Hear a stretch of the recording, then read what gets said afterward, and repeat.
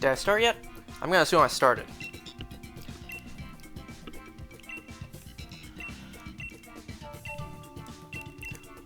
Well, I tried seeing if anyone online would like to join Heatran. No interest. So I'm on my own.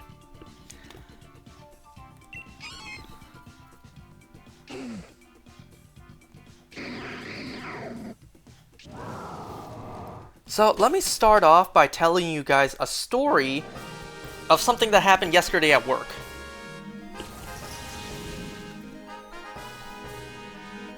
Okay, first of all, let me see. So we have water here, and water there. What is that ghost type? I can't see. Okay, so there's Palpitoad here. I'll go water, flying, water. Oh, Palpitoad would be nice, but having Sneasel for Altaria would be really good too. And I didn't see what the water type was, the second one. Because Palpitoad would be really good against Heatran, but having Sneasel would be really good for Altaria.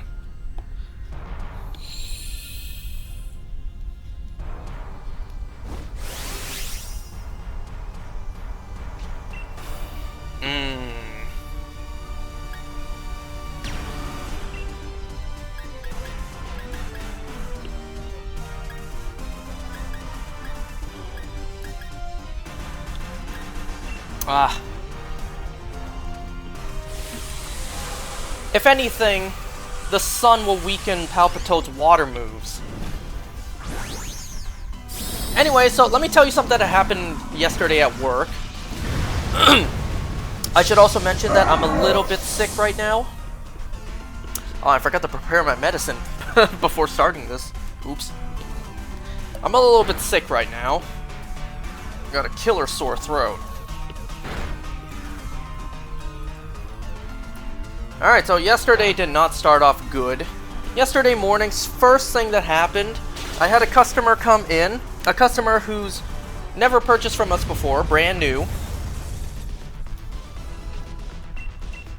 So he asked me the price for something. I told him, well, the discounted price is now $270. He asked me, he asked me what's the best you can do, and I said $270. And then he's like, no, you gave me a better deal last time. Pulls out my card and says $250 written on it. And then he accused me of being a liar. Because he was just telling me stuff like, you know, I was thinking about bringing my business here, bringing my whole family and doing business here, but now I don't want to anymore. You know, you're not being honest with me. Honesty is everything. And, you know, I told him I am being honest. He's like, no, you're not. You told me a better deal last time, and now you're trying to sell it to me for more. I told him, well, you didn't pull the card out that said the better price. And he's just like, I don't need to pull the card out. You should have given me the same deal as before. You know, if this dude really wanted honesty, I really wish I could have said something like this. I know, it's the whole thing about, like, had I said this, you know, oh, if only I said this when that moment happened. But I can't, because I have to keep a professional facade. I don't know. I really wish I could have said something like this to him. I wish I said something like, alright, you want honesty? I'll give you honesty. I don't know you. I don't remember you. Also, for context, he came in a couple days earlier. That's why I gave him the card. But I don't remember him. So if this guy really wanted honesty, I really wish I said something like this to him. Something like, you want honesty? Alright, I don't know you. I don't remember you. I don't remember giving you that card. I see several faces every day, every moment. I don't remember faces, I don't remember names, and I don't remember every deal I give out. Hence why I wrote it on a card for you. So that's why, you know, you coming in and saying, I don't need to pull the card out. No, that's exactly why you pull the card out. You know how many times I hear people ask me, so what's the best deal? And then I tell them the same price. They look at me like, so you're not gonna lower the price? No. I'm not lowering the price just because you asked for it. No. I took the Altaria just to make sure Palpitoad doesn't get swapped out.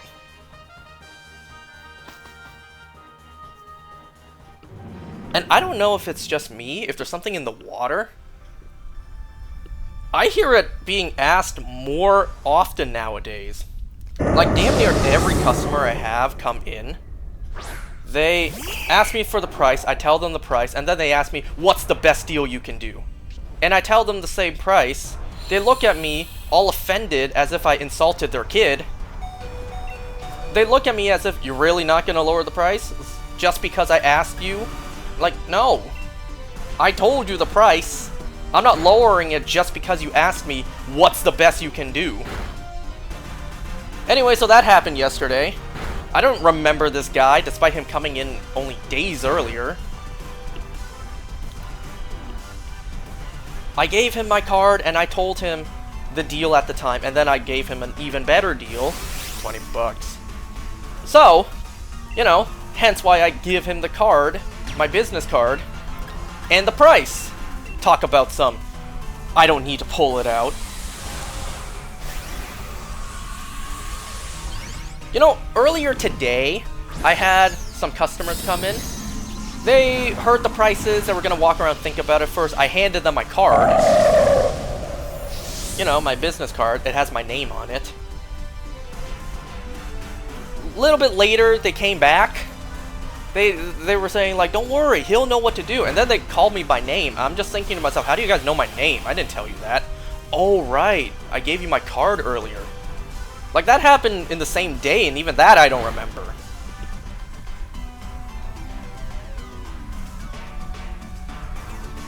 Anyway, so that happened earlier yesterday. Was not a good start to the day, but it is what it is. Like, if he wanted honesty, I would have given him some goddamn honesty, but gotta be professional at work. So how's everyone doing? Hope you guys are all doing good out there. I'm a little bit sick. Been drinking a lot of water, hydrating these past 2 days.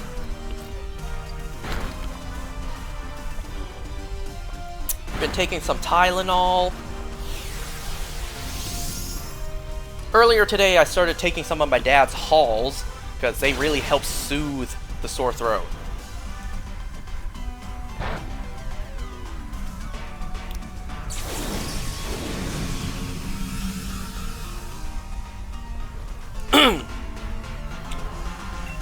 Let's see. So in Pokemon Go, the 30th anniversary Go Pass that had all the Kanto Pokemon in it, I actually got 2 shinies from it. And yes, I did purchase the deluxe for the Kanto birds as well. So I got myself a shiny Doduo, and to my surprise, it was actually my first shiny Doduo at all in Pokemon Go. And then I got lucky enough to get Articuno shiny. Those were the only 2 I got. I didn't get a single Hundo. I certainly didn't get the shiny Mewtwo.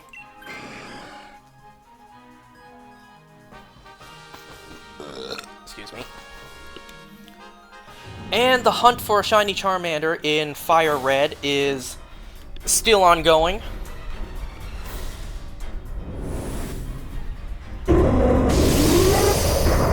What's that supposed to be?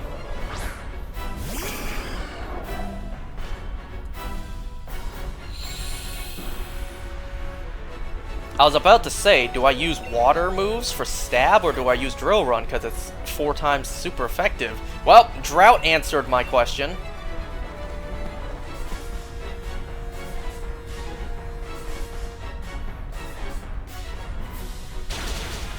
You guys want to hear something crazy? Earlier tonight, my friend sent a TikTok reel into our group chat. He asked, yo, is this the girl from our elementary school? I looked at it, and I'm like, yep, that's her. What's crazy is, it's not just a random reel of her. She was... It is a full-blown skit with Jimmy O Yang, the comedian. My sister went to his comedy show a couple months ago. She did a full-blown skit with Jimmy O Yang, I think on TikTok. I'm not jealous. I'm not jealous at all. What? I don't know, the skit goes like... Man, if I say this, then you guys may be able to find exactly which clip I'm talking about. So, she's with... I'm assuming it's her boyfriend. I haven't spoken to her in like 10 years. We went to the same elementary, and then we went to different high schools. So I haven't spoken to her in like 10 years. I did cross paths with her a little while back, but I don't think she recognized me. I recognize her though. So the skit goes like she's in the audience with her boyfriend, just watching the show, and then they're in the room with Jimmy O Yang, like they're meeting him in his hotel room or whatever, and then he gets to know her. His security just like kicks out the guy, and then he just like sits down next to her, really trying to get to know her, get nice and close. Well, I just described exactly what I saw. I know that girl, by the way. I don't know if she remembers me. I don't know, it's kind of crazy to see someone I used to know standing next to someone like Jimmy O Yang. Then again, it's not the first time I've seen someone I knew in the past standing next to a celebrity. I don't remember who. I think someone I knew in the past met Simu Liu.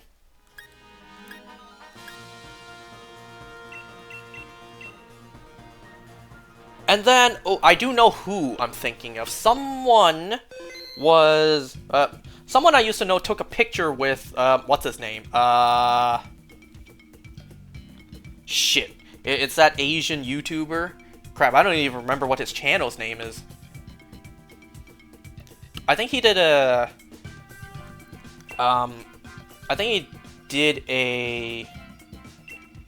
He was friends with Ryan Higa.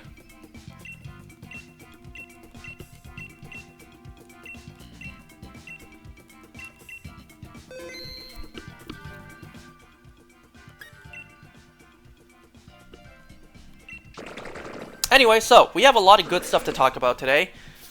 A lot of good stuff, because we have another episode of Oshinoko. This episode was huge. Huge. This episode was huge. And then we have the Season 1 finale to Monarch. Really good. Really good. Season 2 has already started, so I'm hype about that. We have the final episode of Wonder Man. And then we have another episode of Ted, the insanity that is Ted.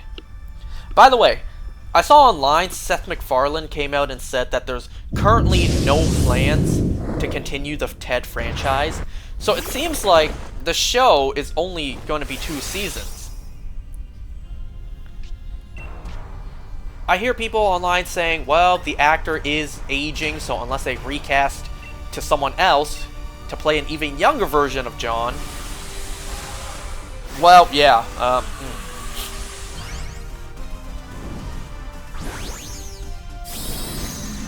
Well, at least we got a show out of it, right? At least we got 2 seasons out of it. It's better than nothing. Because the Ted franchise was in limbo for, like, almost a decade before the show. Well, I think almost a decade. No, yeah, almost a decade. Like 8 years, I think.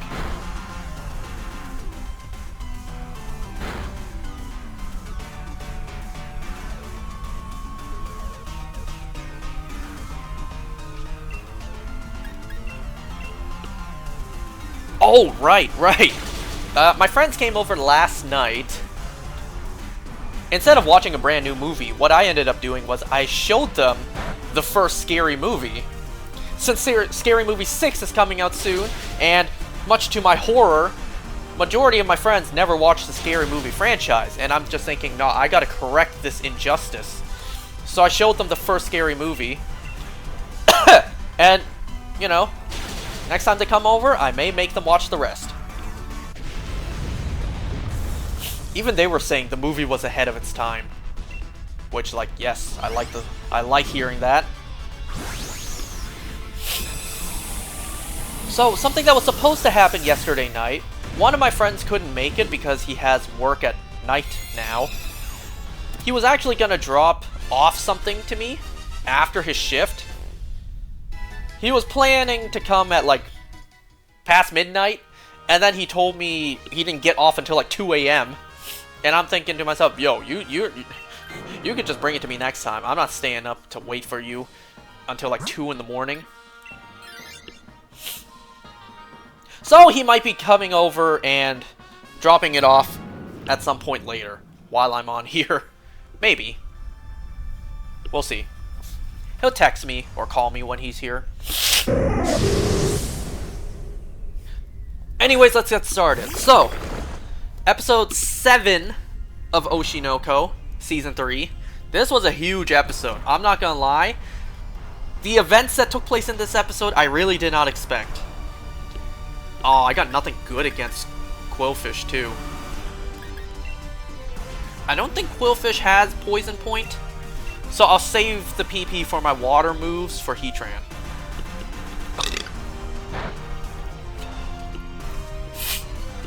And besides, lowering attack is nice. Okay, so, let's see. We begin this episode with Strawberry Production having a meeting about what's going on with Kana. Well, Mayako broke it down pretty good. The fact that, honestly, probably not a whole lot's gonna come out of this. There's gonna be a scandal, sure, but it's not a huge deal. How could that be the case? Well, let's take a look at the picture, the almost blackmailing picture that was sent to Mayako's email of Kana with the director. That picture was taken outside of the director's quote-unquote studio. Let's just not beat around the bush. That was taken outside the director's apartment. Which means that also the fact that, like I said before, the director is well known to be a playboy. Whoever the photographer was not out there trying to get a scoop on Kana, was trying to get a scoop on the director. Kana just happened to be wrapped up in all of this mess. Mayako theorizes that it was probably, maybe, perhaps, I don't know, like an ex-girlfriend of his who tipped off a reporter. That reporter was, you know, planted outside of his apartment, just waiting for a hot scoop on the director, trying to damage his brand, his image. And Kana just happened to be there. Well, Kana instantly realizes who could have done this. It was the girl who introduced him. What? It was the girl who introduced Kana to the director. Mayo was her name, I think? Doesn't Kangaskhan have a ground move?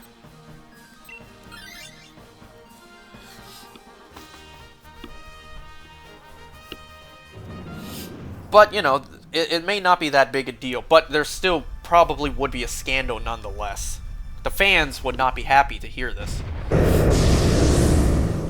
Well, Kana feels tremendous guilt about this, so she starts to cry. She starts to show her emotions.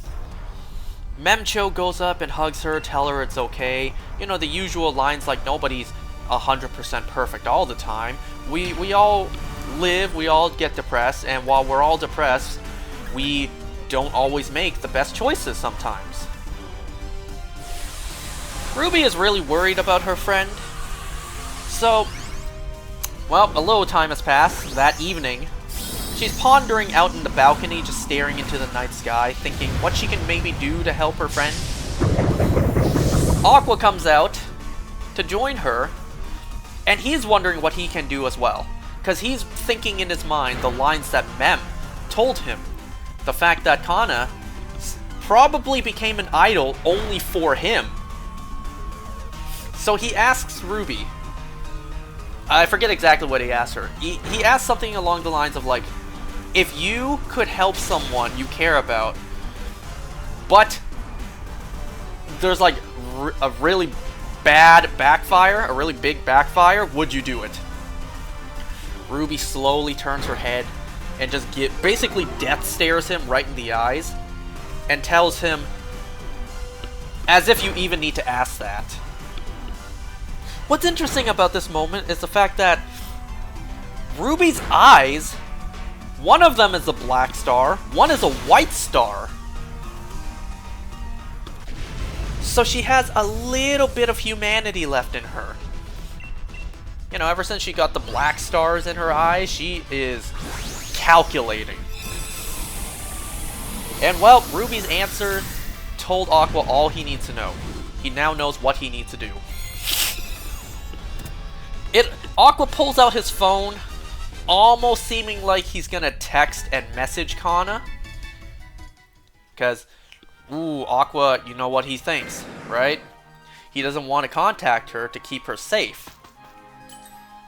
So, his question about would you help someone you care about if it backfires, if it puts them at risk, if something bad were to happen. It almost seems like he was gonna message her, but no, he does not message her. Well, the next day, I assume. The next day, Ruby and Mayako, they start discussing. Is there anything we could do to maybe stop the story from being posted? Mayako reveals, well, there is one tactic. Oh, right, also the fact that... whoops. Beginning of the episode, Mayako also mentions the fact that, well, B Kamachi's not that big of a group right now. You know? If you guys were bigger, then yes, this scandal would be huge, but because you guys aren't as big right now, it's like, not a huge deal. You guys are popular, sure, but you're not like some of the high up there idol groups. Anyways, so yeah, Mayako is wondering, there is actually one tactic to stop that story from being published, and Ruby, being her giddy self, is just like, tell me, tell me, tell me! But before Mayako tells her, well, we cut over to what Aqua's doing. Aqua is meeting with, what, the person who publishes the stories over at, like, whatever the newspaper was called. Or not the newspaper, the magazine. Whoever posts the articles. Something like Entertainment Weekly? I don't know. Oh, of course I get knocked out. They talk. He tries his best. Well, actually, he doesn't really try at all. He just asks for confirmation. So, you will not redact Kana Amira's name. Nope. So he asks questions to really confirm, like, his intentions really are to publish everything about her. Every last detail that he can. Because, you know, his deadline's coming up. Aqua tries to make the argument like, you know, she's still in high school, right? Would you really put that much of a scandal on a high school kid? Doesn't that ever, you know, doesn't that ever make your conscience think? Of course it does. But that's just part of the job being a journalist, a reporter. Aqua thinks to himself as this guy just mumbles on. He thinks to himself, pretty much telling the audience that journalists, reporters, some of them, you know, they only look for the scoops, the hot stories, just because it's their job, just to get paid. But some of them do go out of their way just to damage the reputations and careers of some.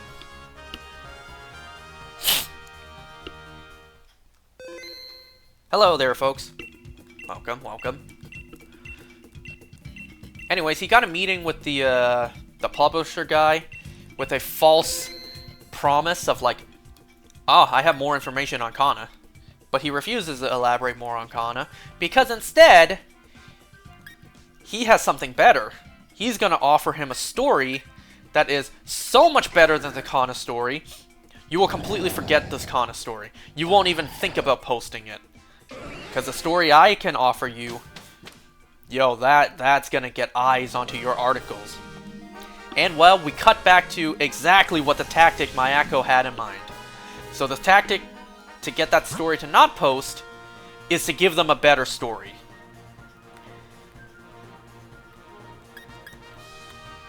I see Octillery, I see... What is that other water type? Is that... Oh, that's a Gastrodon. I almost thought that was Politoed.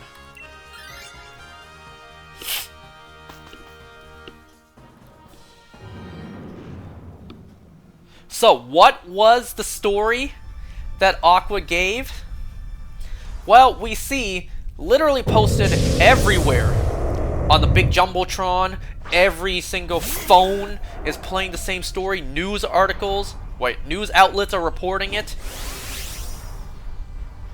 New evidence, or not evidence, new information has come to light about the murder of a young idol 14 years ago.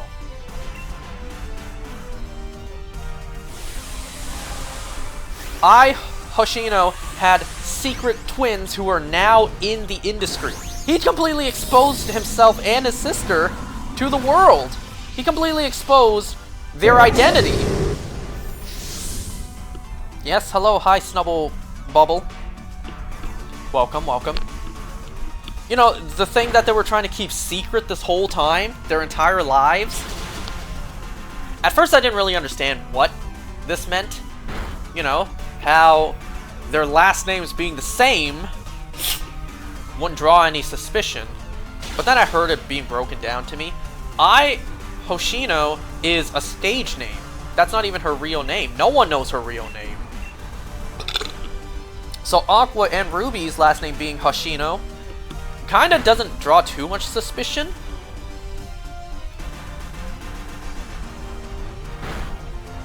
Anyway, so now the world knows. Ruby looks at the news being exposed with utter horror. Everyone's gossiping about it, like, oh my god, those kids are hers. Stuff about, like, yo, they got the talk about good genes, as beautiful as their mother. But some people were also gossiping, who's the father then? You know who that story did reach, though? Not the father, obviously. Even though we didn't see his perspective to the story being exposed.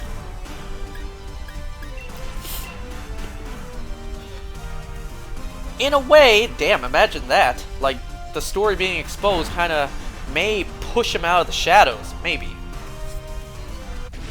But yeah, you know who the story did reach? Who did see the story? Akane.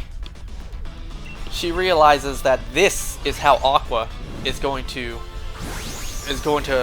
go through with his plan. This is Aqua's tactic. So that kind of pushed Akane's timeline up to now she has decided to go do things her own way. You can see she has an entire board on her wall with pictures of faces, locations, names, informations.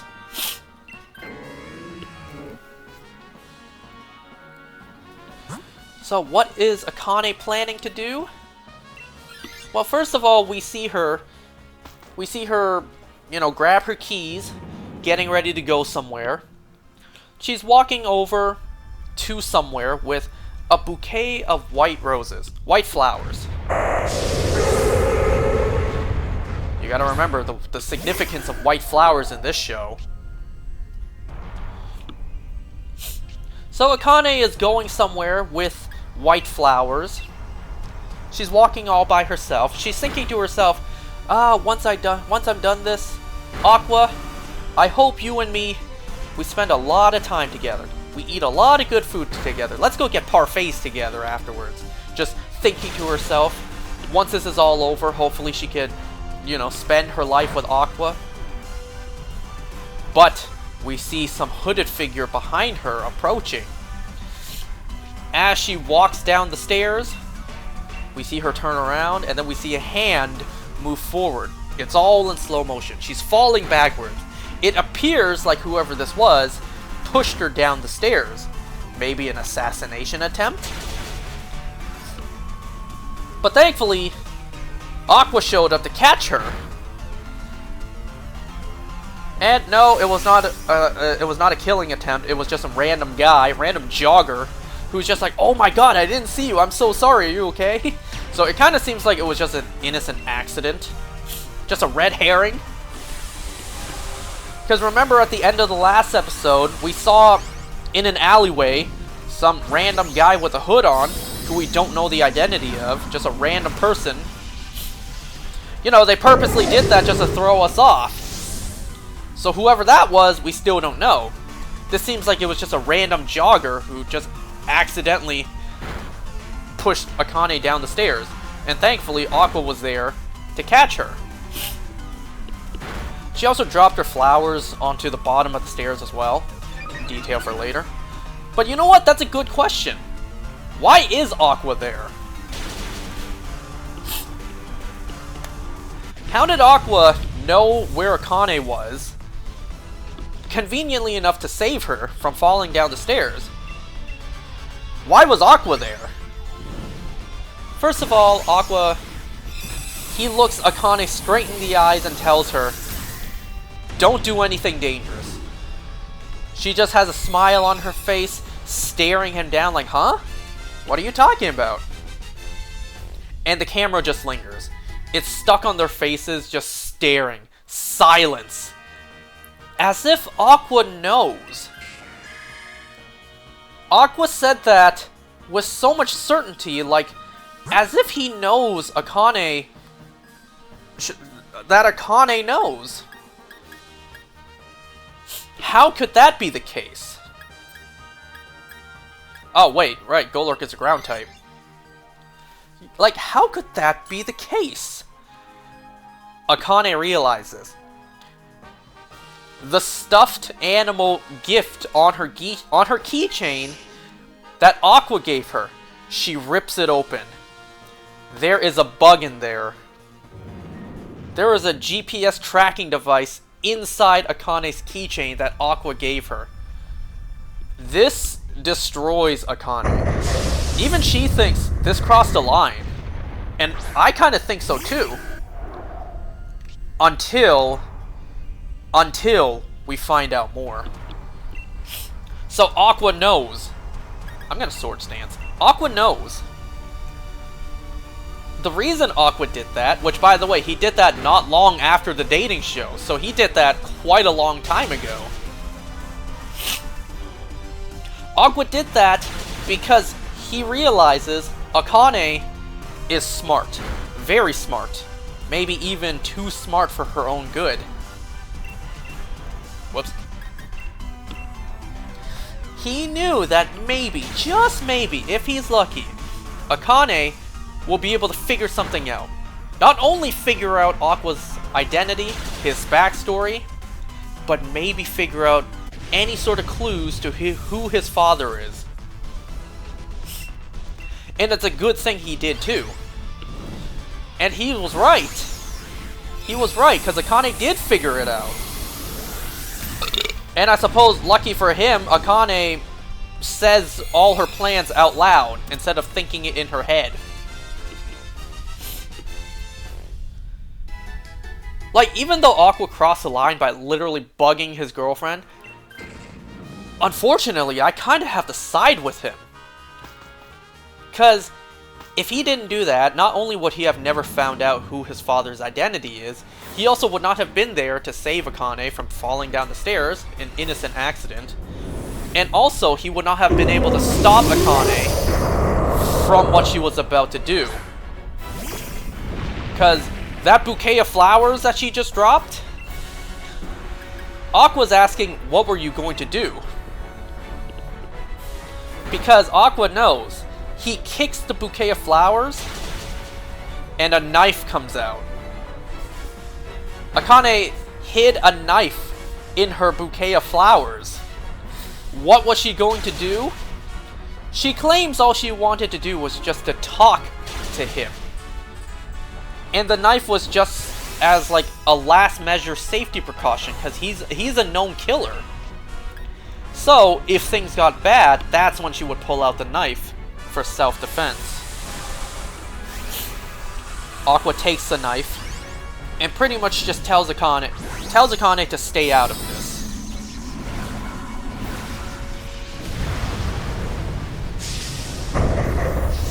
Akane tries to warn Aqua, you have chosen the wrong path. But even Aqua acknowledges that he knows.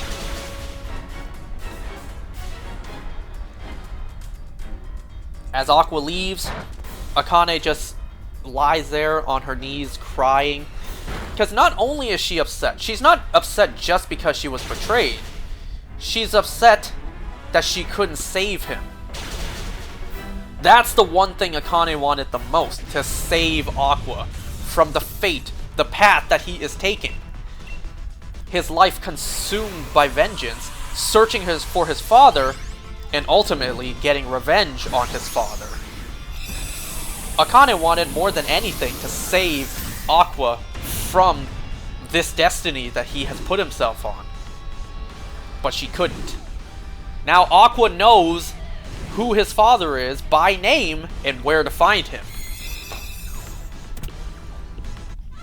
And that's exactly what he does.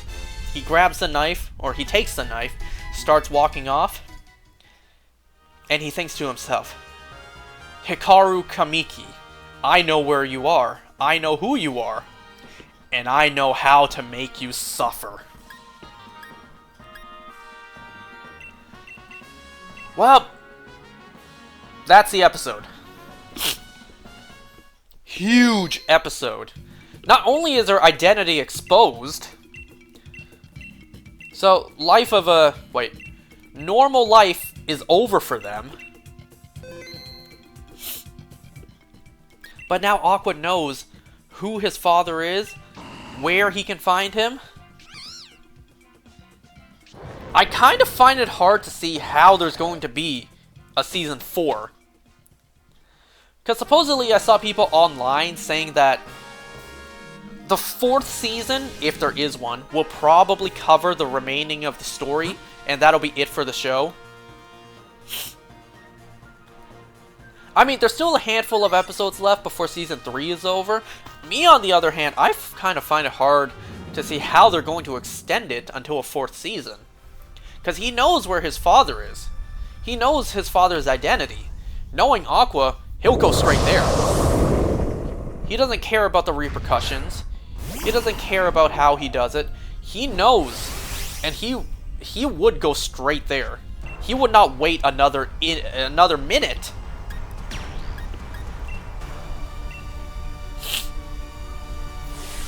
So I really wonder how they're going to extend this until an entire 4th season.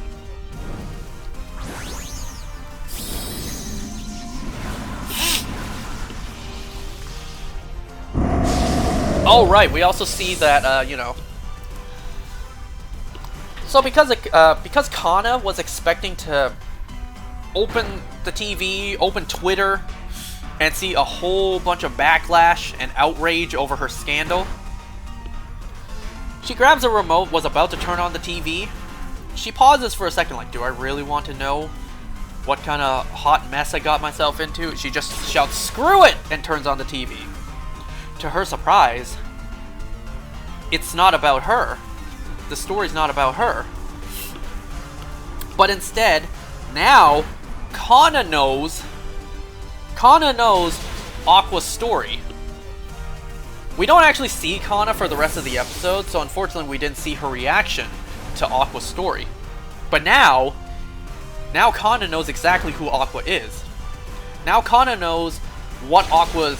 Well, maybe. Maybe she'll figure out Aqua's mission. Maybe Aqua will figure... What? Maybe Kana will figure out why Aqua has been avoiding her. Because he cannot allow what happened to his mother to happen to her. So he's purposely keeping his distance from her.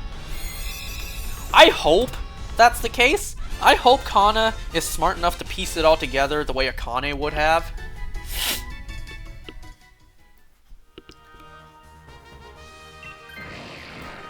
But we'll just have to wait and see.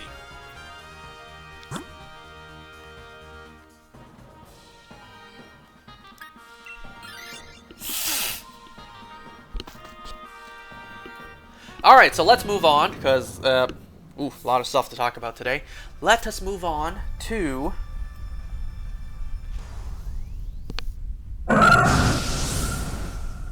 Sorry, I'm just checking my phone, seeing if there's any messages I should know about. Let us move on to Monarch. Legacy of Monsters. Season 1 finale.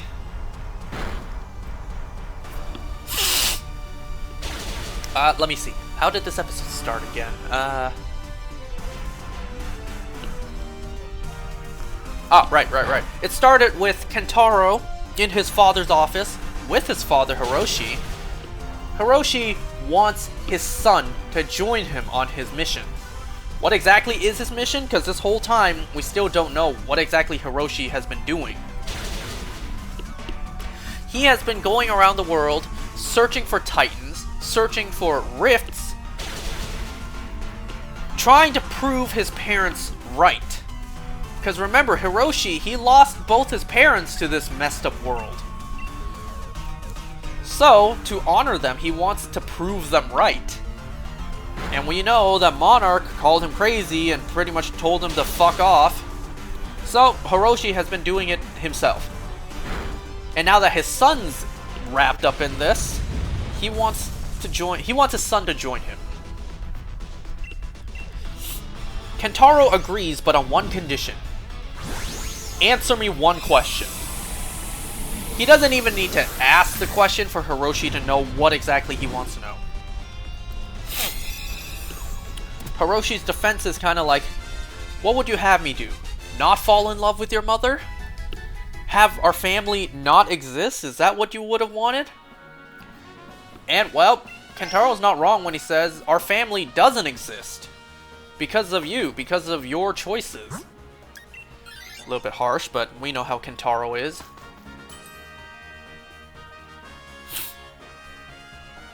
So Kentaro leaves for a bit to,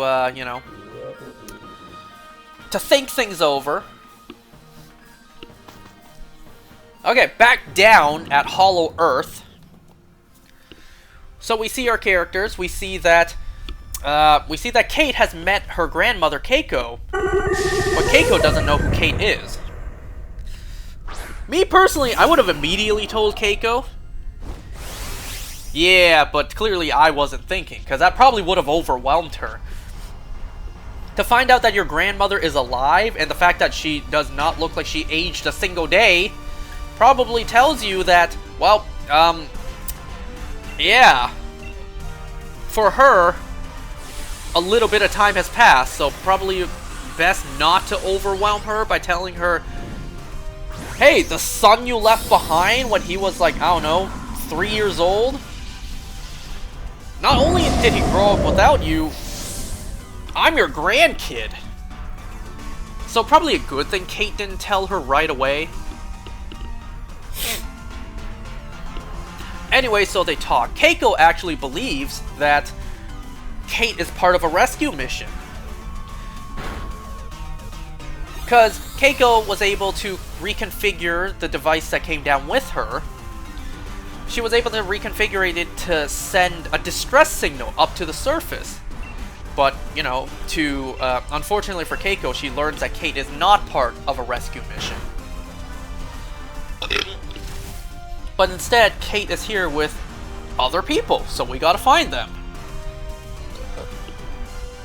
And then very conveniently, May just shows up from behind the bushes. You know, they could have fallen down to anywhere down in Hollow Earth. And they just showed up. They just happened to be close enough to regroup.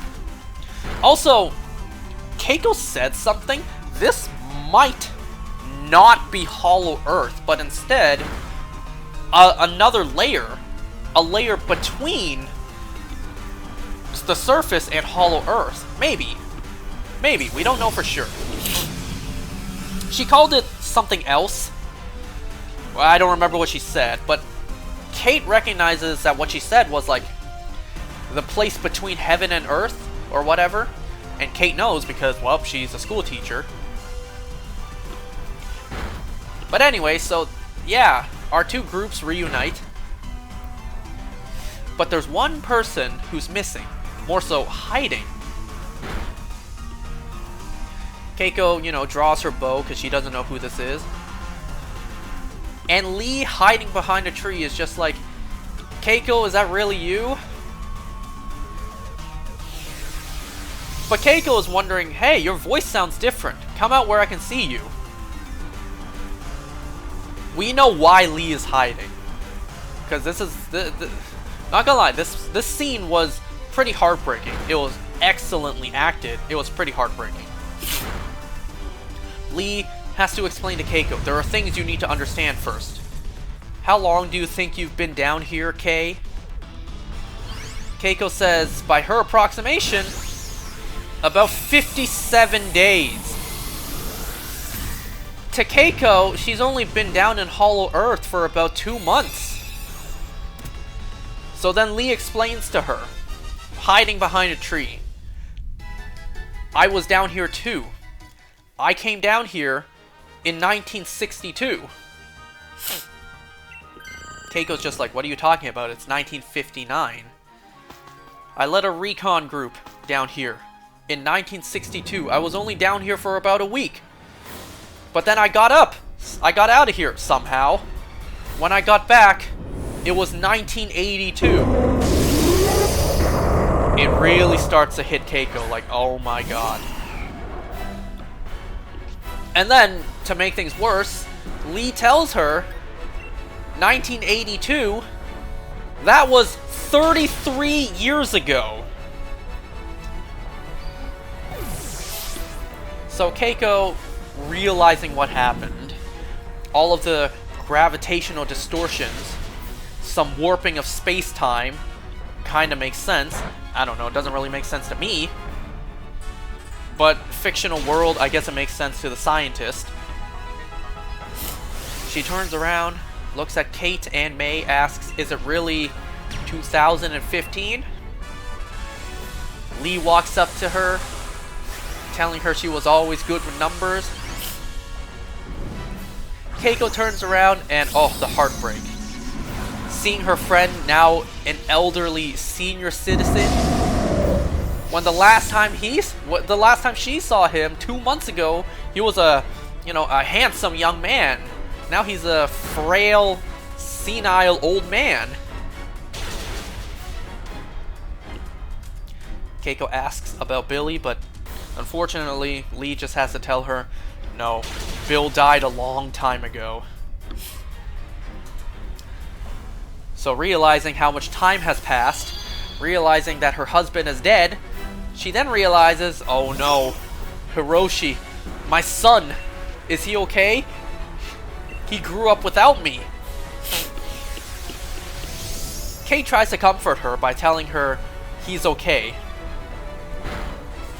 How do you know that? Who are you? She finally reveals, I'm your granddaughter. You would think Keiko would smile, but no, if anything, that only made it worse. Because that only solidifies how much she's missed. Well, back up on the surface, we go back to Monarch HQ, where, remember that signal that they were picking up last episode? I guess it took like 50 years for Keiko's distress signal to reach the surface. But they got it! There's some sort of signal happening in one of the rifts, not one of the random sporadic ones from the, like the ones we always see, but no, this one is consistent. Almost as if someone is down there sending us a signal. But Verdugo and the rest of Monarch are thinking to themselves, we cannot take that risk, Sure, it could be Kate and Lee and May. They could be alive down there. But we are not risking the entire world on a handful of people. When they have so much more to worry about. Like all the other rifts all around the world that could potentially have titans pouring out of them at any moment. But Tim, he raises his voice. He starts a revolution where it's just him. And he stands up to his boss, Like, what if these people that we don't want to risk our lives for can save the world? I thought Monarch, we were supposed to protect people, protect the world from these monsters.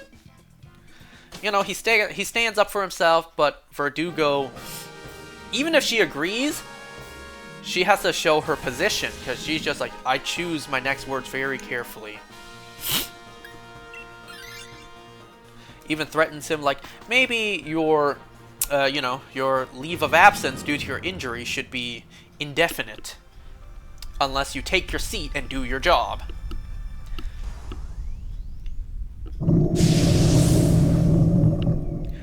Down in Hollow Earth, we see that our group completely united. Keiko leads them to what looks like the landmine, you know. I'm kidding. The thing that Dr. Suzuki, I think his name is, developed, the Titan lure, the Titan bait. Keiko explained she was able to reconfigure it to send a signal up to the surface, but Lee, he's just like, Keiko, can you rewire this to its initial purpose? Yes, but why? Well, because I'm gonna get us home. So Lee has a plan. Well, back up on the surface, remember the bar that Kentaro took Mei to? Well, he's back there drinking by himself. He's drawing up on a bunch of napkins, a world map, and, you know, things to try to figure out. And then, hey, Tim shows up. Oh, wait, actually, no, there's another scene that happened before this. Back at home, back at Kentaro's home with his mother, we see Hiroshi moving his stuff out, getting ready to fly to San Francisco because he has nowhere else to go. Emiko, she borderline kind of says, like, she doesn't necessarily say she forgives Hiroshi, but she does say that no matter what you've done to me, no matter how you've hurt me, I still want your son, our son, to have a relationship with you. So, wherever you go, tell your son, let your son come with you, and then basically gives him back the ring. Oof, that's gotta hurt. Anyways, now we get to the bar scene where Kentaro's at, and now Tim shows up. Once again, everyone in the show is just able to teleport. Because we know the Monarch HQ is in San Francisco, I think. And then, wow, Tim just suddenly showed up in Japan. Yeah, everyone is able to just teleport. Nobody has any jet lag in the show. So why is Tim here? Welp, he shows Kentaro a file. Kentaro doesn't know what any of this gibberish means. And Tim just says, no, you might not know, but perhaps your father will. So, they go to Hiroshi's office to show him the files. It's actually funny, this is the first time we've seen Tim and Hiroshi on screen, despite us constantly hearing that these two have had history before.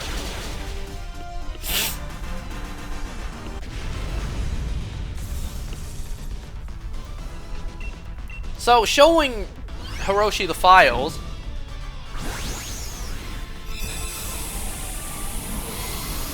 wait, actually, no, that hasn't happened yet. No, another scene happened. God damn it. This is what happens when episodes have A plots and B plots. Okay, back down in Hollow Earth. They're trying to lug that Titan bait over to somewhere, but it's too heavy, and Lee is a senior man, don't forget, so they take a break. They take a break and rest. I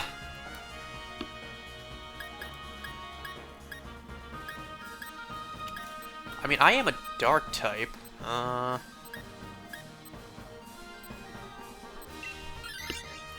Anyways, yeah. They all take a rest. Mei and Kate, they go walk off just to explore and pretty much give the two of them some time to catch up. So Lee and Keiko, they catch up. So Keiko asks, what happened to Billy? You know, you said he died a long time ago. What happened? And I could not believe what I heard. Lee says, I'm not too entirely sure. I heard a rumor that he went on an expedition to some island and never came back. I'm thinking to myself, what? Wait a second. We saw at the very beginning of the first episode some random guy running for his life on Skull Island. That was a grown-up Bill Randa. It all makes sense now. Just before he threw his bag into the ocean that floated for 40 years, he recorded a message saying to someone, I'm sorry for everything I've done to you. I tried to make it right. Something like that. That message was for Hiroshi. He was saying that to his son. And I gotta say, Bill Randa aged horribly in 20 years. Damn, he was a spry young man, and in 20 years, wow.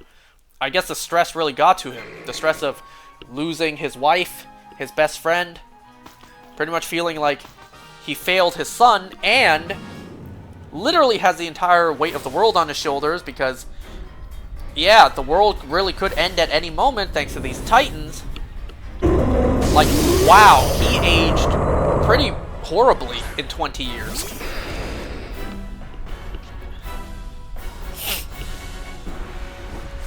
But anyways, so yeah, they discuss, Keiko asks, what has she missed? What's the world like now? And Lee's just like, well, we went to the moon.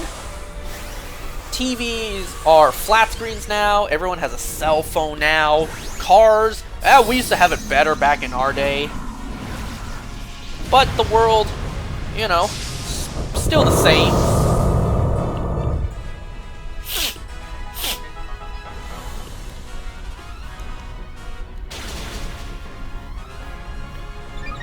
Trying to comfort Keiko, he's just like, but you know what? Bill was indeed the last man standing. He was the last man standing. He saved everything the two of you built. Everything the three of us built, Lee. Yeah. Alright, well, comforting time is over. The two girls come back. So they continue to haul that thing over to where Lee wants to go. And you know what? It's actually true, because we see Hiroshi watching his father's tape. Yeah, the old guy at the very beginning of the season on Skull Island, it was Bill Randa. 40 years later, he got his father's message. Amazingly, 40 years floating in the ocean, you know, not only was it not lost, but it wasn't damaged. Like, the footage still plays. That alone is a miracle. Wow, I did not see that twist coming at all. The random guy we saw at the very beginning, the first scene, was Bill Randa.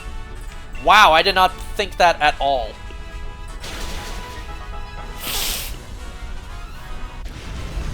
So now Tim shows up with Kentaro. Now Hiroshi looks at the files. Tim basically gives Hiroshi, quote-unquote, false hope that this signal that we're picking up might be a distress signal coming from down there. Maybe Kate's alive. But Hiroshi, he's kind of in denial. Not because he doesn't want it to be true, but because, like, you know, it would be giving him false hope.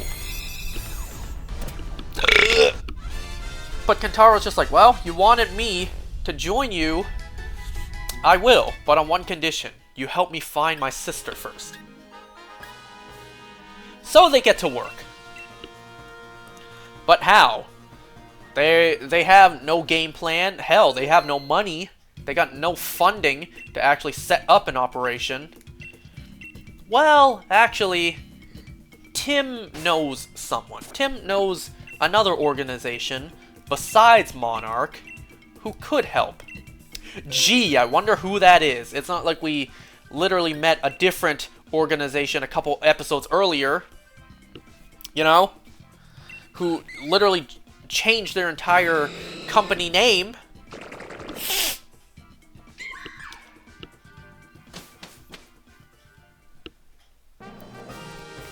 So, down in Hollow Earth, we see Lee and everyone else hauling the Titan lure over to the pod that Lee arrived in.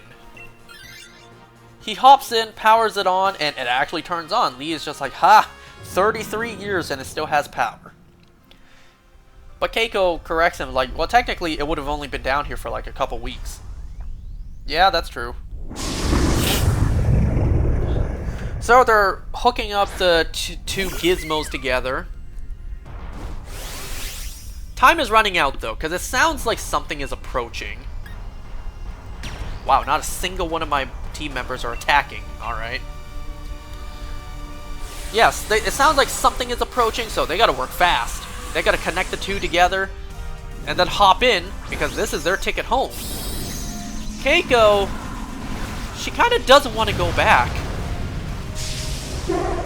She's thinking, that's not my world anymore. Everything I know is different. It's gone. My son grew up without me. I'm not just going to randomly reappear in his life, only to maybe disappear again. But of course that's absurd. Of course Keiko's gonna go back. After some convincing, she's just like, okay, let's go back. But oh no, time has ran out. Because a dragon appears, the same dragon we saw before, the Ion Dragon, and yes, my voice just cracked. The Ion Dragon, much bigger than we first saw, I think.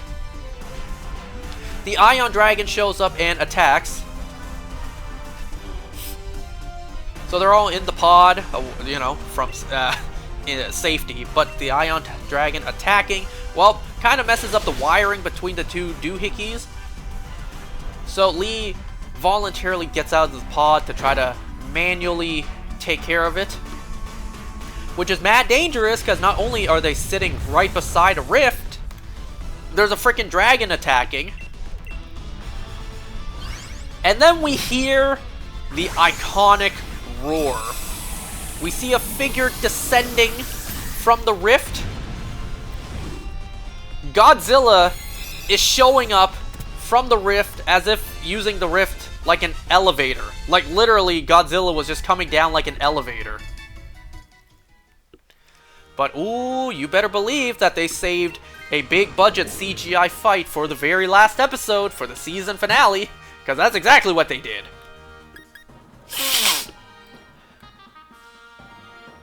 I think, did Escavalier have like rain dance? I don't remember. Let's find out.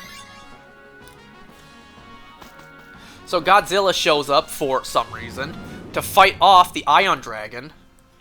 And, well, you know, these literal human ants are just caught in the crossfire of two titans fighting. It's amazing they didn't get smushed underneath Godzilla's foot.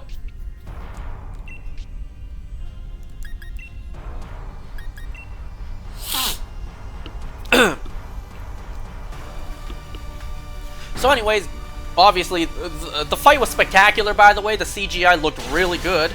That's that Apple funding, that Apple TV funding. It even looked like the Ion Dragon, not only did the dragon lose to Godzilla, Godzilla looks like it just ripped off one of its wings and then tossed the dragon into the rift. Which, like, wouldn't that just send the dragon to appear randomly on the surface somewhere? Whatever. So, the pod is being sucked into the rift, but Lee is still on the outside. He's running towards the pod as it's being sucked towards the rift to go back to the surface. Lee is able to grab hands with Keiko, who's reaching back out. But they realize, like, there's no hope for Lee to make it as well. He has to let go. But Keiko obviously refuses to let him go.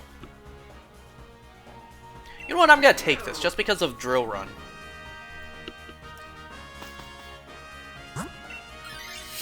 Lee is the one who lets go, and he falls. He doesn't fall to his death, but he does fall and land onto the ground. And well, he is left in Hollow Earth, as our characters just fly into the rift, seeing Godzilla as they fly, and then they enter the rift and head back to the surface. You guys remember the end of Sonic X, when Chris had to go back to his world? As the pod was sending him home, he looks out the window and sees Sonic running. Yeah, it was kind of like that. They were heading home, they look out the window, and they see Godzilla. Alright, so they made it back home. They made it back to the surface. And it looks like they made it right in the middle of a big operation? We don't know where they are. A bunch of people with guns come out to debrief them. Well, Kentaro shows up, hugs Kate, hugs May. May is just like, did you do all this? Certainly not. But thankfully, we had someone who already did all the math. Hiroshi comes by, hugs Kate, and ooh, this moment made me tear up. Because after hugging Kate, Hiroshi looks up and sees Keiko. He just slowly walks toward her and he just goes, Mama? Keiko, just being flooded with emotions, doesn't know whether to cry, to smile, to put her hands over her face. Eventually, she just walks over, embraces Hiroshi in her arms, and just tells him, I'm sorry. All in Japanese. It was beautiful.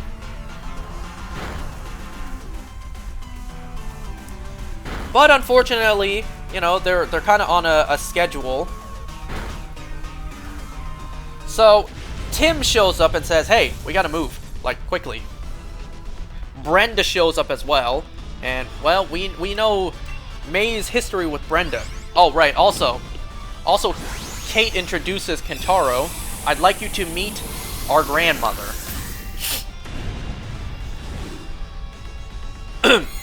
Anyways, Brenda shows up. May is just like, Brenda, what are you doing here? Well, someone had to pay for all of this. So, yeah, as if it wasn't obvious enough. When Tim said he knows someone else who can help them, obviously he was referring to Apex Cybernetics, previously AET. I think it was AET. So they gotta really hurry into this building and close the gate behind them. Why? Well, we see just exactly what's on the outside of the building. What's written on it, I should say. Outside the building, it's written Apex Skull Island Research Station. The camera pans over. We see Kong in the distance, pounding his chest, roaring, and that's it. That's Season 1.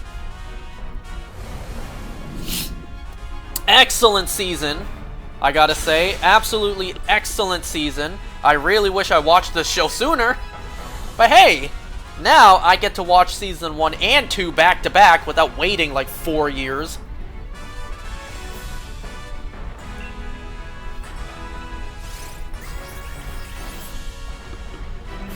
But you know what? It's like, yeah, throughout the season, we've really only seen Godzilla. Where's Kong? Oh, also, Kentaro mentions a lot has happened in the past 2 years. 2 years has passed since Kate, May, and Lee fell into Hollow Earth. 2 years has passed. So it's not 2015 anymore, it's now 2017. You know what this means? What this implies? So, the events of Godzilla King of the Monsters hasn't happened yet, because that was in 2019. We thought Godzilla and Kong met for the first time in, well, Godzilla vs. Kong. But no, I did watch the trailer for Season 2. Godzilla and Kong already met before the movie. It's nuts. It's nuts. It's completely nuts. It's awesome.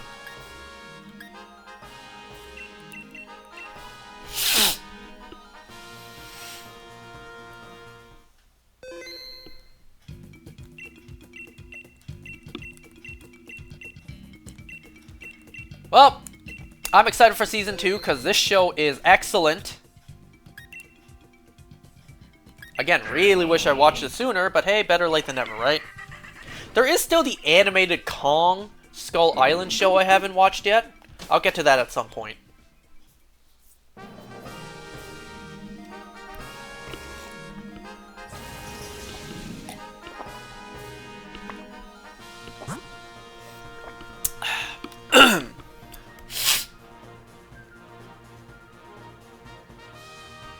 Okay, so Kangaskhan has Dig, and then that's a water type. And I think that'll be our course of action.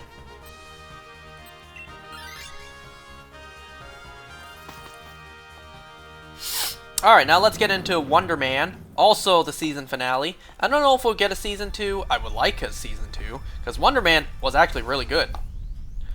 For a show that nobody asked for, a show that nobody was really excited for, it actually exceeded all of our expectations. Wonder Man. It's like, Wonder Man who? It's like, who? Who is this character? And then the show came out like, wow, we want more!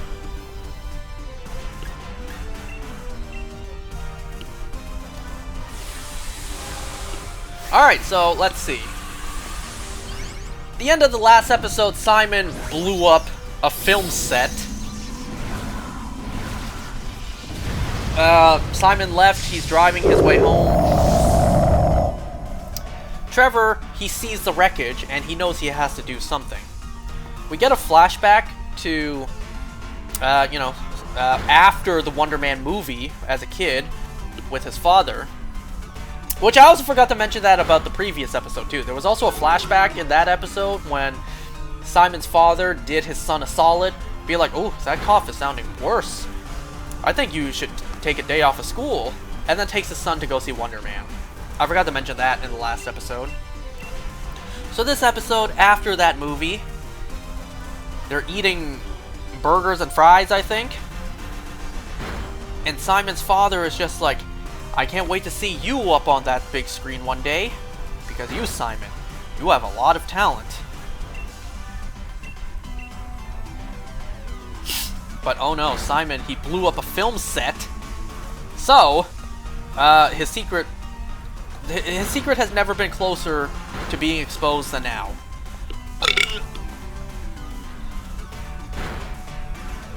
We see that the Department of Damage Control has got a report that an explosion happened on the set of Wonder Man. And Cleary thinks, alright, it's game time. It's time to catch us a superpowered criminal. Even though it's kind of crazy, once again, crazy that of all enhanced individuals they could have gone after, Simon Williams is who they chose. Anyway, so we see a bunch of scary big black cars on their way. They drive to the Wonder Man set to evaluate the blown up film set. So Simon is back at home. He calls his mom for comfort. It's like, oof, that really hits hard. When a character calls their mother for comfort, oof, that really hits hard.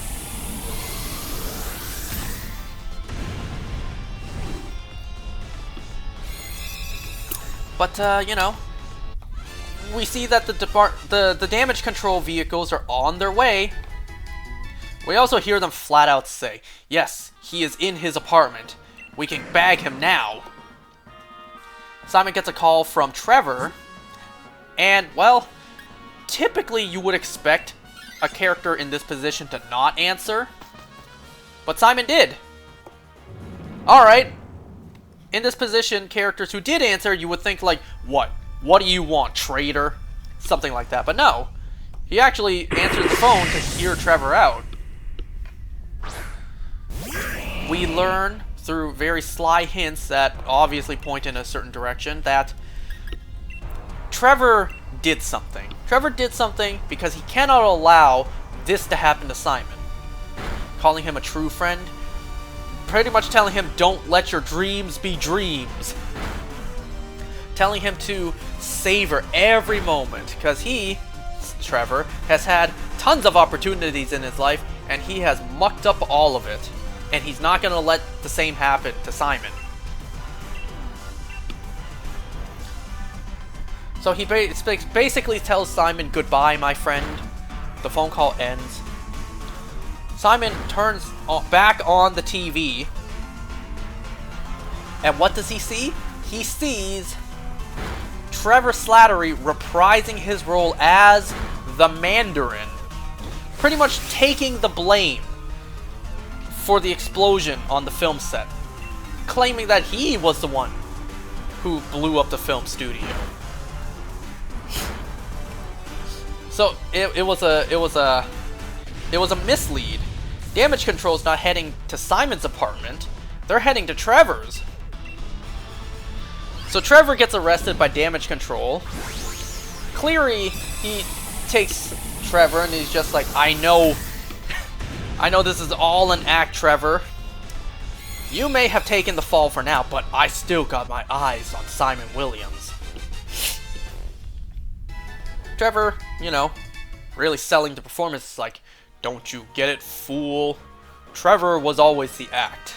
I was always the Mandarin. I don't know, it's kind of crazy. Kind of crazy that all these years later, we see Trevor, or Ben Kingsley, we see Trevor reprise the role of the Mandarin again. Too bad Tony Stark's not alive to see the Mandarin again. You know?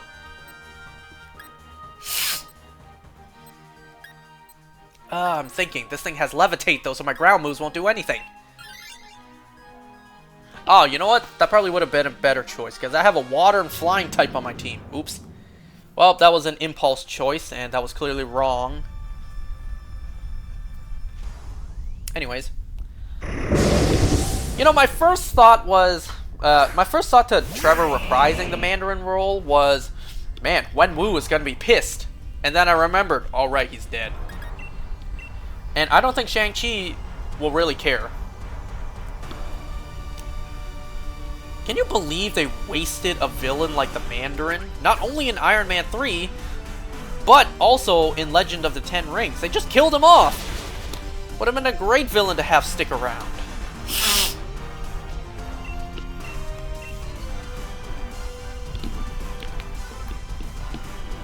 So, someone's at Simon's door. It's his assistant, the guy who would grab food for Simon on set, just pretty much telling him, apparently Von Kovac never misses a day of filming. You're being called on to set.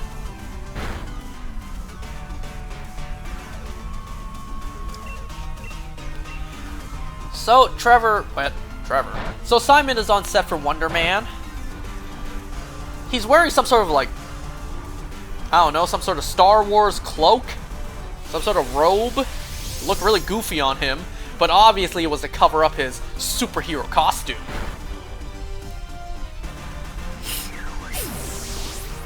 You know, talking to Von Kovac, he's just like, Simon, use this. Your one and only friend has betrayed you. Translate that to the screen with your performance.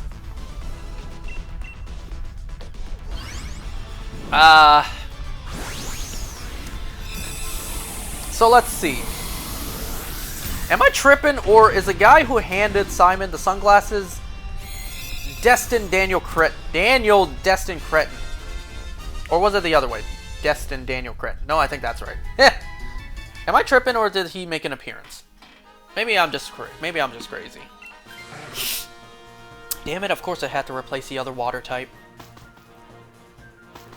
So Simon gets his Wonder Man sunglasses, and it turns out this is the original pair. The same pair worn in the original 1980s movie. The exact same pair, worn by the original actor.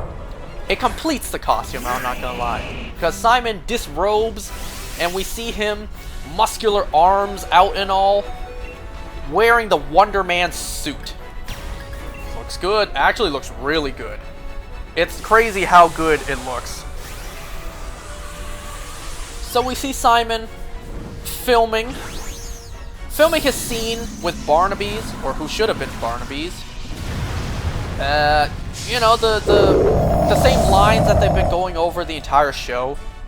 But instead of saying it to Trevor, he's saying it to a tennis ball. You know how filmmaking, they have a tennis ball on a stand so that the actors have somewhere to put their eyes on? And then, obviously we know, because of it being a tennis ball, they're gonna edit in post someone to fill the role of Barnaby's. Because, well, Trevor Slattery kind of got arrested. I'm surprised that wasn't... They didn't really cover that being bad PR for the movie. You know, they completely glossed over that. Because by now, the Wonder Man movie is well known to be in production. So the casting should have been known. Unless it was only announced Wonder Man, now in production, but no casting has been announced yet. You know? But if Trevor Slattery was announced to play Barnaby's, then that would have been quite a scoop online. You know, that would have been quite the drama to know that, hey, Wonder Man remake main star or co-star Trevor Slattery arrested for taking up the mantle of the Mandarin once again. Yeah, that probably would have damaged the film's box office, but they completely glossed over that. Because we get a time skip forward, I'm assuming like a year at minimum. Because they're still filming the goddamn movie.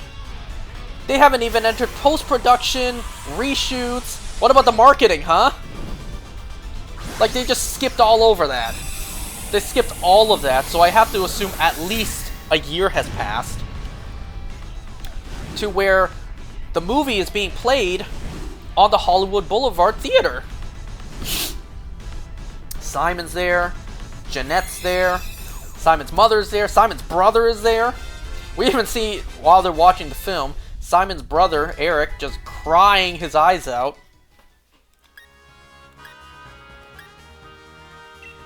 And then, you know, Simon's mother is like, oh, I can't believe that's my son up there. I'm not gonna lie, it would actually be euphoric to hear my mom say that to me. That'd be awesome. If I was a lead role in a movie, and then hearing my mother say to me, I can't believe that's my son up there, that would just, you know, that would just make my life complete. That would be an absolutely incredible feeling. But, unfortunately, I'm not an actor. I would love to be. It looks mad fun. But, yeah, unfortunately, I'm not. Even if I heard there's some sort of audition happening near me, and I, for some reason, decide to go for it, well, what then? I don't have an agency, I don't have an agent, period. It's like, the hell am I supposed to do? I just did the audition for fun. Suddenly I got a call back, it's like, oh, what do I do now? I'm no actor, I just joined in for fun.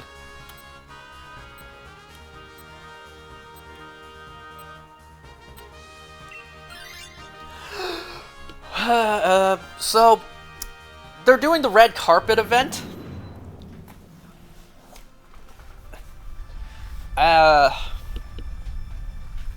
So he and Von Kovac are discussing, maybe we should start discussing a sequel. Because I never do sequels, but maybe we should think about it. The director, what's his name, from a couple episodes ago shows up. And, well, seems like there's no bad blood between him and Simon.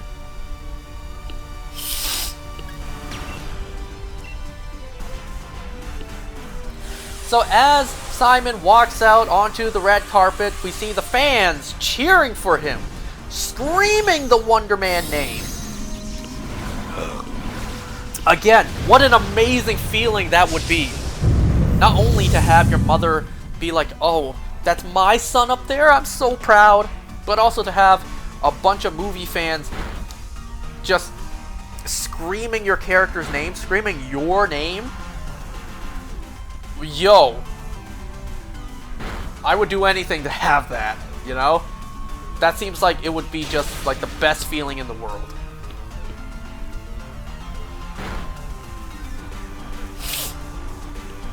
So, Simon does talk to Janelle, like, any news on Trev?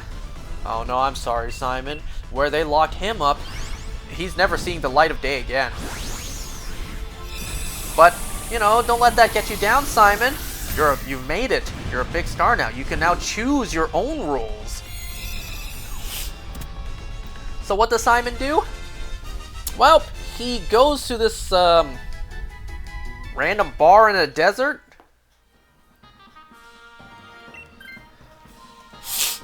And he meets this random character. The hell was this character's name again? Chuck Eastman, I think? He meets this character, Chuck Eastman, and pretty much tells him, hey, I'm kind of on the down low right now. I am doing research for my next movie role, and I want to watch you do your life. Just do your life normally how you would. Just pretend I'm not here.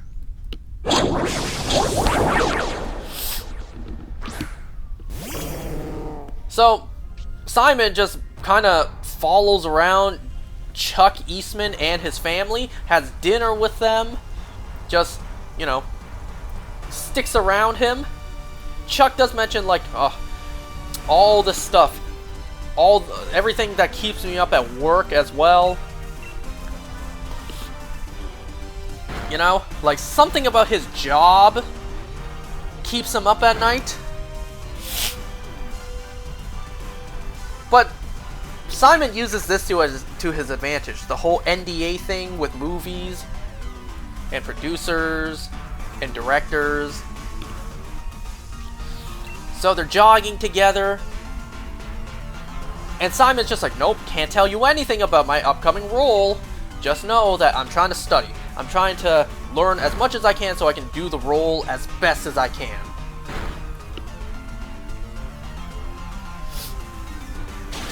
So then Chuck, he actually offers to take Simon to his job to see exactly what keeps him up at night. But, you know, he had to pull a few strings to give Simon a fake name so that he can actually get into the building. And, of course, they're driving to the Department of Damage Control, like their main base of operation. Their prison, you could say. Because, yeah, I'm thinking to myself, this guy is who Simon's going to play next? It's just like Chuck Eastman who?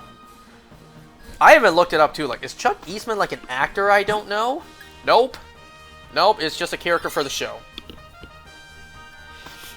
So Simon gets into the Department of Damage Control base. Cleary is actually at the back, on the back of a golf cart driving around. To me, I'm thinking, do you guys really need a golf cart to drive around here?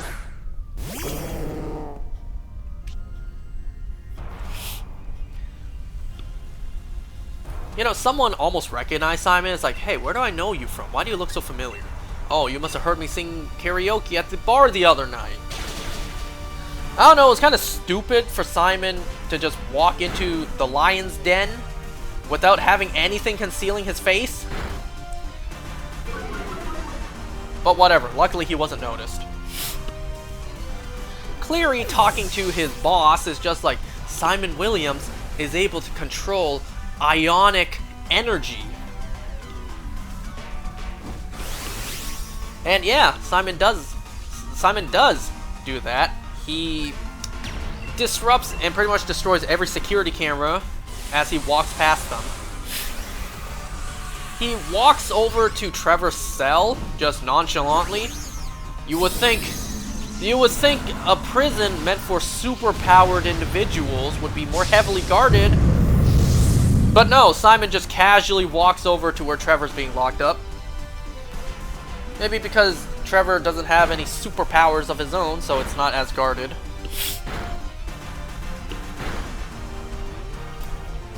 So, Simon just rips the bars off, and instead of walking out, they fly out.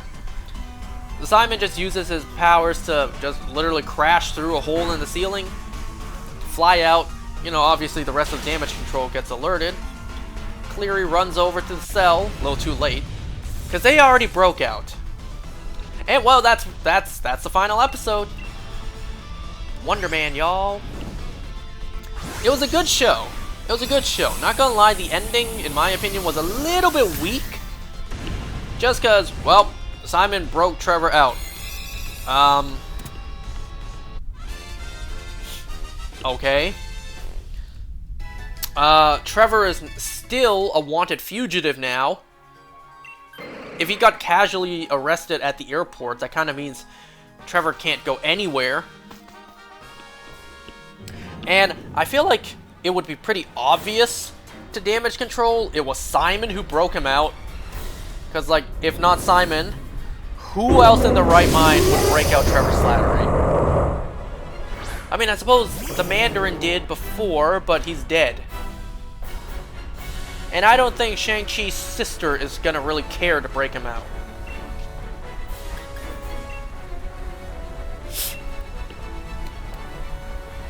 And I'm also thinking to myself, how exactly did Simon plan all of this?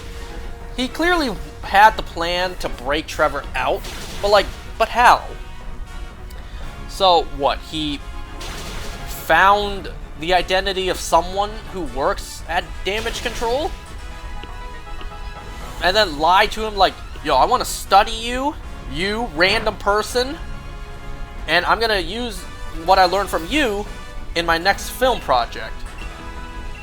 When in reality, that was just a lie to get him to be taken into his place of work. But like, that's kind of poorly thought out. Because he befriended Chuck Eastman, but Chuck Eastman, despite not liking his job, still works at Damage Control. So Chuck is going to see that, hey, the guy I brought with me, he's gone, and so is his friend. I mean, they did kind of cover that, you know? So Chuck was having some money issues, and then he got an anonymous donation to his bank account. Obviously, it was Simon. You know, enough for him to quit his job.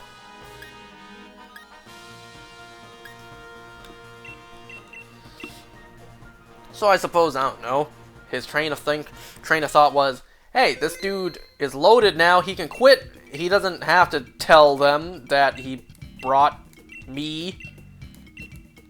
I don't know, it's a very flawed plan, in my opinion. Like, it wasn't really well thought out. I mean, don't get me wrong, the plan actually seems like it works on paper. But when you think about it, it's like a lot of things could go bad. A lot of things can point to Simon being the one who broke out Trevor. Like, Damage Control can absolutely put out a manhunt for super-powered individual Simon Williams, wanted fugitive. What's the word I'm looking for? Affiliated, or I don't know, I was about to say connected. Affiliated, associated with criminal, I almost said refugee. Criminal at large. I'm blanking on the word. Criminal Trevor Slattery. And then people will be like, what? Super-powered individual Simon Williams? Wonder Man? He has powers? And then the stinking Damar Doorman Davis Claus. He'll never be able to act again. I don't know. The plan was a little stupid to me.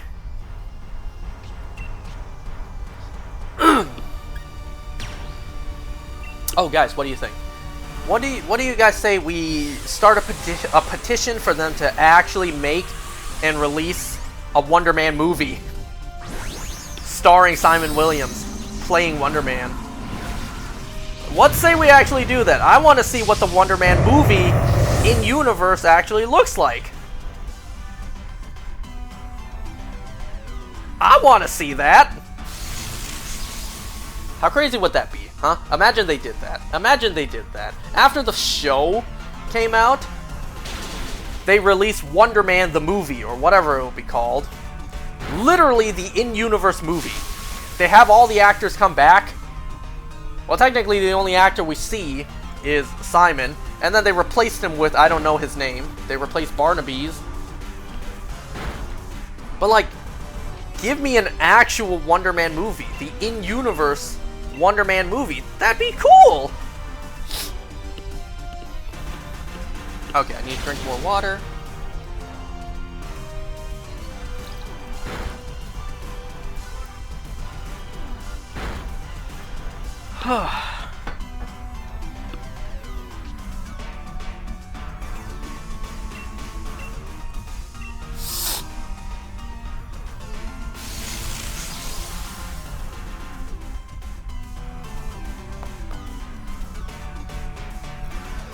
Okay, I don't have much time left. Let's talk about Ted.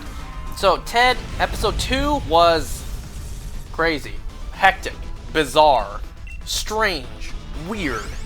It was a really weird episode. Alright, so we begin with Ted and John at school. John really has to pee, but oh no, Clive, the fat bully, is right outside the bathroom. That's the bully's name, Clive. I totally forgot his name during episode 1. I'm gonna take this to make sure Sandslash doesn't get replaced. Celio's good. Celio's very good. So they try to go use the bathroom. John stands at a urinal to pee, but then he can't because there's someone else. There's someone else at a urinal.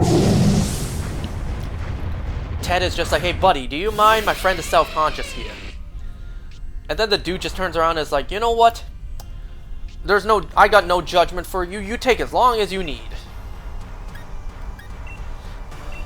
So John starts to pee. He takes a really long piss. I guess he really held it in. To the point the dude finishes, walks away, and is just like, you know what? I'm proud of you. This is all the treat I needed. John is just like, wait, Jesus? Is that you? So as he continues to pee, Clive comes in. They have a full-blown conversation before John has even finished peeing. I don't know, they push John into the urinal so it looks like he pissed his pants. And then they flush Ted down the toilet. Well, more like they gave him a swirly, but like, you know, they still dunked Ted in the toilet. So it was a pretty shitty day for them at school. Back at home, Susan is telling Maddie that he needs to get his colonoscopy done. It's that time, and he's just like, nope, I refuse. Blair notices that that Ted and John have had a rough day, so it's like, what happened? Oh, that fat bastard Clive keeps on bullying us. Susan recognizes Clive. You know, what's her name's son? Oh, that poor boy. He grew up without a father. So this gives John and Ted a great revenge plan. So they find Clive's phone number in the phone book and plan to prank call him. They call him like, Clive, this is your dad. Like, yeah, so Clive's father left before he was even born. So he grew up without a father. So they prank called him like, this is your dad. I want to meet you. Let's meet at that diner tomorrow. Oh, and wear a sailor suit. I did time in the army, so it's very special to me. Wear a sailor suit and make sure to say ahoy to everyone. So, yeah, ooh, it's gonna be so funny, haha, when he shows up and then his deadbeat dad doesn't show up. What a funny joke. I'm gonna try not to Dynamax so I can save it for Heatran. That was a horrible idea. So, they're, you know, of course they gotta go to the diner. They want to see Clive be so sad that his father doesn't show up. Then they're gonna have the last laugh. But wait, if they show up, Clive is gonna recognize them. They need a disguise. Not only did they put the tuxedos back on, the three-piece suits, they put on fake mustaches. They actually put on fake mustaches. As if the fake mustache will disguise Ted. Hey, random person I've never met before with the mustache, you're not the talking teddy bear that came to life a couple years ago. No, you can't be. You have a mustache. I can't believe they actually wore fake mustaches. They wore suits and mustaches. Anyway, so they're sitting at the diner waiting for the Mark to show up. So they keep on trying to, like, sell the scene of who they are, their characters, to the waitress. Ted was saying, like, he's a businessman. And then John is just like, my wife and I, we miscarried. It's like, what? He just made it up on the spot.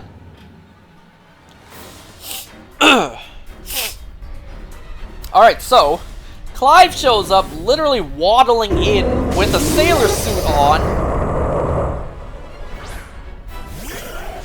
They're just like, oh my god, there he is. No way, he actually wore the sailor suit.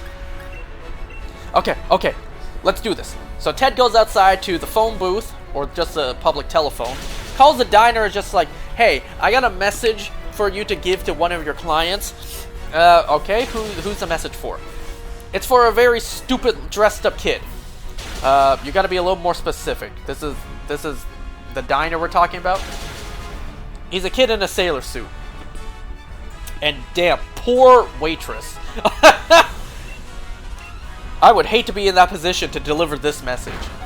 Because she just goes up to this poor kid in a sailor suit and unfortunately has to give him this message. It's like, Clive, I have a message from your father. I'm not showing up because you are a disappointment. I am so happy that I left you. I am so much happier with the Korean kids I adopted. Sorry. Like, oh, I would hate to be in the position to have to give that message. How do you sleep at night? Telling a kid that, like a message from the supposed father. So then Clive literally starts crying and running out. Like he ran out of the diner, ran across the parking lot, flailing his arms. And even me, I was feeling like, oh, sure, he's a fat sack of shit. Like, he's a good-for-nothing bully, and I don't like bullies. And, you know, he bullies our main characters who we like. So that's even less likable on him. But, like, you know, he was gonna meet his father for the first time in his life, and then for the supposed message to be like, I'm so glad that I left you, you were a disappointment. To see him cry and run off, it's like, damn, even I felt that. Even I've kind of felt bad for him.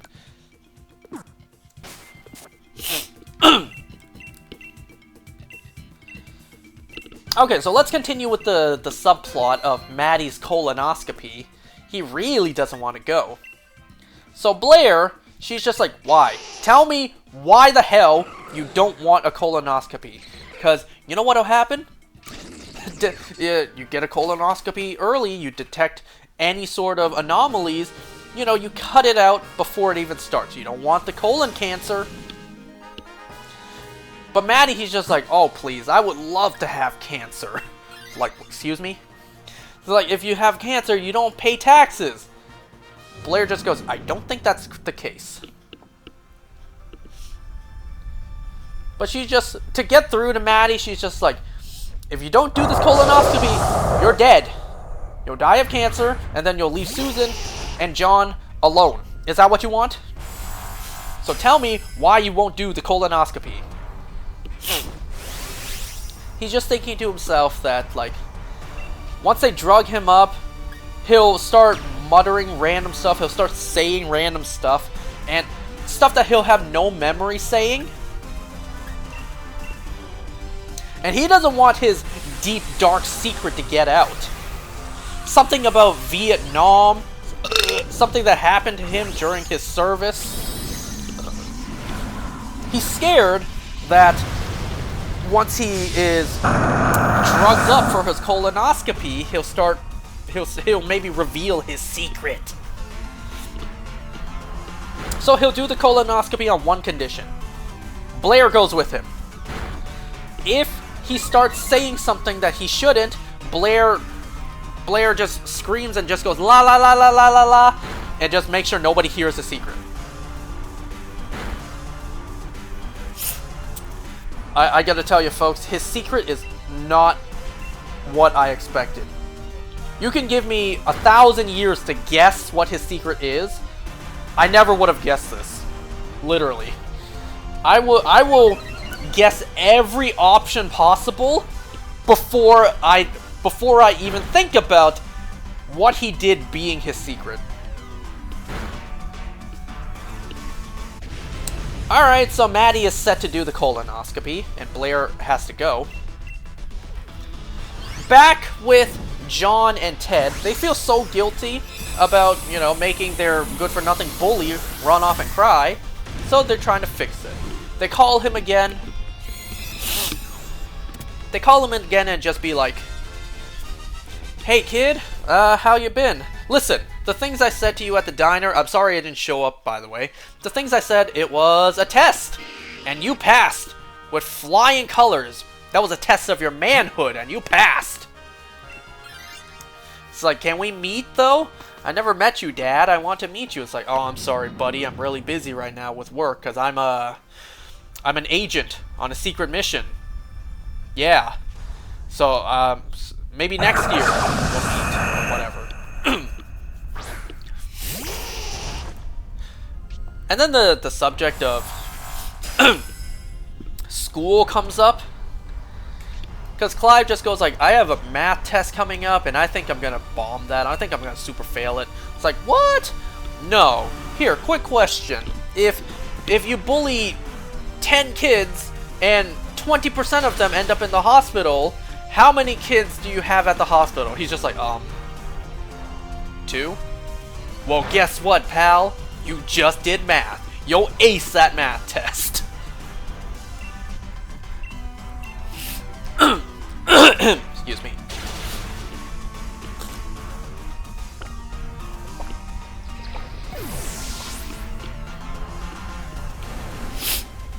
Alright, so the next day during lunch, John and Ted, they go back and forth about, like, why are burgers soaking in water? Clive shows up with his test paper on the table. They're trying to get a peek, but they can't see. So John just walks up to them, and he's just like, "Bennett, what the fuck do you want?" "Oh, nothing. I'm just, walking around, looking around." So Clive just flips his tray. But that doesn't faze John, because he was able to look at Clive's paper. And he whispers to Ted, "C+! Oh my god, he passed! I'm so proud of Clive. He got a C+! He passed!" I don't know. In my life, a C+ on a math test means I failed horribly. A B on a math test is barely acceptable. You know? At least in my life. Oh my god, I didn't even realize I have 3 ground types. Neither of these have ground type moves, so I think that's the obvious choice, whatever it is. I can't even see what it is. That's a Palpitoad. Easy choice.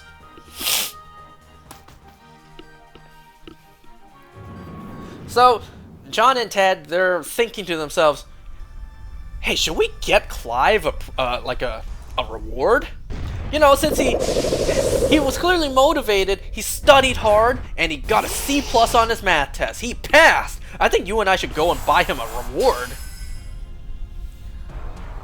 How's the hunt for Heatran? No phases just yet. But at least we haven't lost a single run today yet.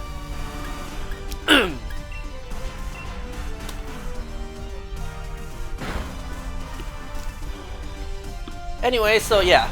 John and Ted, they're at the store, they're at the mall. It kind of looks like they're at a Sears. I don't know. It's like the 90s. And they're looking to get him a Sega Genesis? But they argue back and forth as if they're actually his parents. Like, oh no, if we buy him video games, then he's just not going to study anymore. What? Come on, he deserves a prize like this. Well, we can't afford it anyways, because we only got $20. Oh, you're right. Should I Dynamax? Ah, screw it, I may as well. So then they realizing that, well, 20 bucks clearly isn't enough to buy a Sega Genesis, they do... I cannot believe. Again, something is off about the Ted universe, you know? Because they did the old trick in the book where you put on a giant trench coat and you have two people stacked so you look extra tall.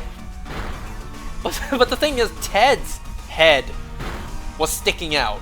Well, I guess that makes sense. John's not going to stand on a teddy bear's shoulders. But then it's like, first of all, John can't see where he's going. And Ted's, a literal teddy bear's head is sticking out. You know, they're thinking like, this is going to look suspicious. No, it's not going to look suspicious. Look, Ted talks to an employee. It's like, I think you should take the rest of the day off. Wow, thanks, super tall supervisor. I will. And she actually does. What the hell?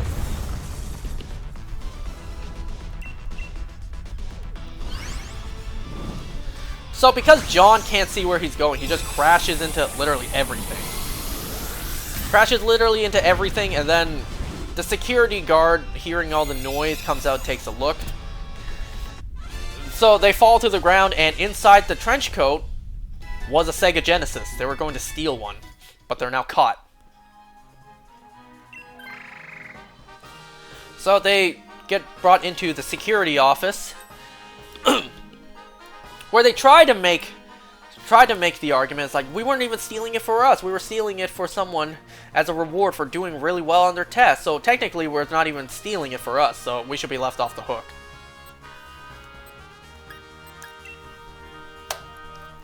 It's like, come on, isn't there something that you really wanted yourself, security guard?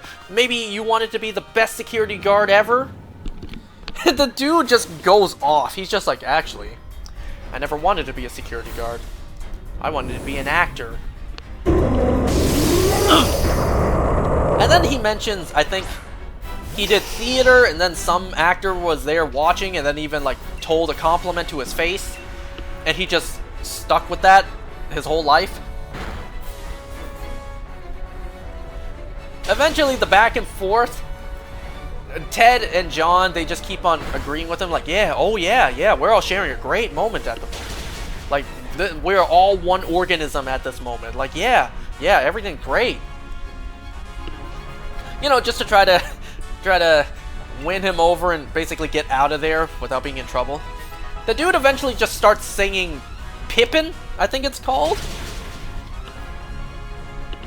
So then, eventually, they're told they're free to go. The security guard just keeps on singing, even over the speakers, to all the shoppers. Okay.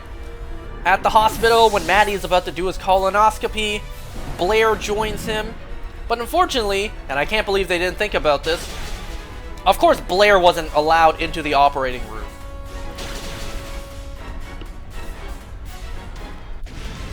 So Maddie is just like, what? But I can't. I have to have my niece in there with me as I'm getting my colonoscopy, because she's been with me. She's been by my side for every colonoscopy I've ever gotten. And she just chimes in like, yeah, and this is my half birthday, so I really would love the gift of being in the room with my uncle during his colonoscopy. But the doctor is just like, sorry, no. You know, hospital policies. It's like, okay, can you give the two of us a moment?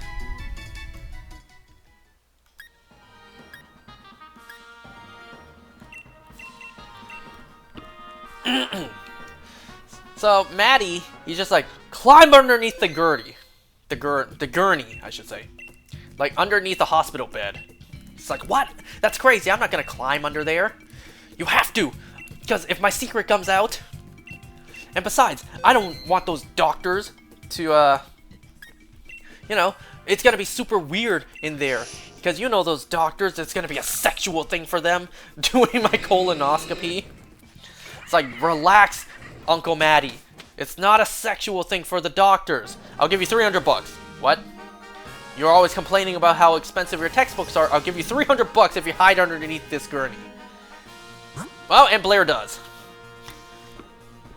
I'm a little amazed that, you know, nobody noticed a person literally just underneath the hospital bed. Like, it wasn't even that concealed, to be honest.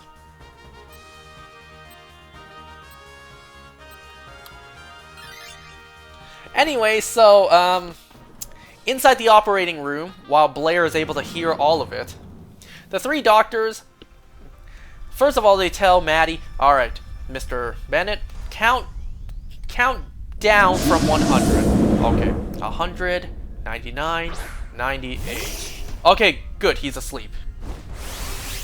So they unpants him, because it's a colonoscopy. And then the doctors start laughing. They start laughing like, oh my goodness, look at what he's doing! Hair on the tip? Oh, his poor wife. I was thinking that too, Doc. Alright, let's flip him over. One of the doctors just like, everyone, I gotta be honest, this is a sexual thing for me. What? Yo, these doctors are unhinged.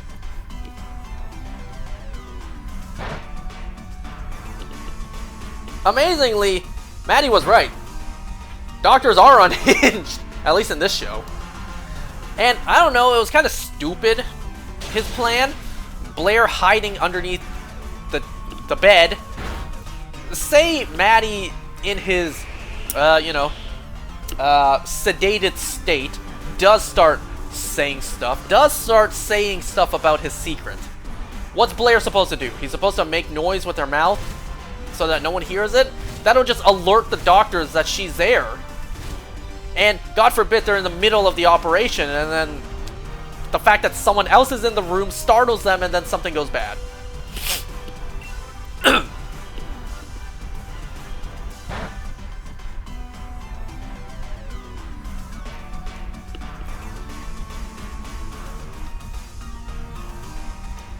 Anyway, so,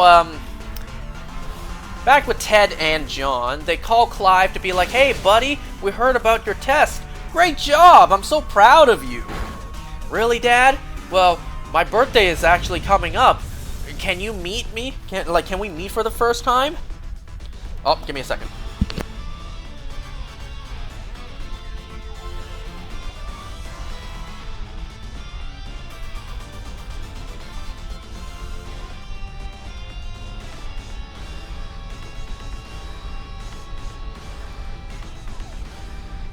Sorry about that. My friend just called saying he's on his way. So yeah, they call him, he's just like, my birthday's coming up. Can we meet, Dad? Oh, sorry, champ. I'm busy with my secret agent mission. Maybe next birthday. Alright. Anyway, so the guilt is really getting to John and Ted, so they try in person to tell Clive the truth. So they're like, Clive, it's about your dad. The fuck about my dad, nerd? Your dad, invited us to your birthday party. What? Yeah, like, your dad, what are you talking about? My dad's not coming. I'm not having a birthday party. Well, that's because it was meant to be a surprise. Surprise! Aw, shit, I wasn't supposed to say it. It was supposed to be left as a surprise. So now they're screwed. It's like, oh man, now what? So what are we gonna do? Like, we can't pretend to be his dad. Well, we're just, what we're just gonna find an actor to pretend to be his dad. Oh no. They did just meet someone who wants to be an actor.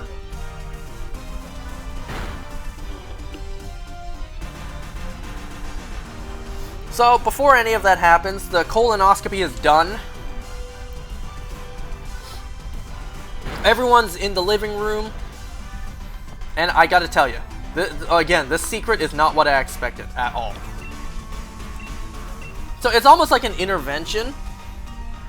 The fact that this secret is haunting Maddie, it is strangling his life.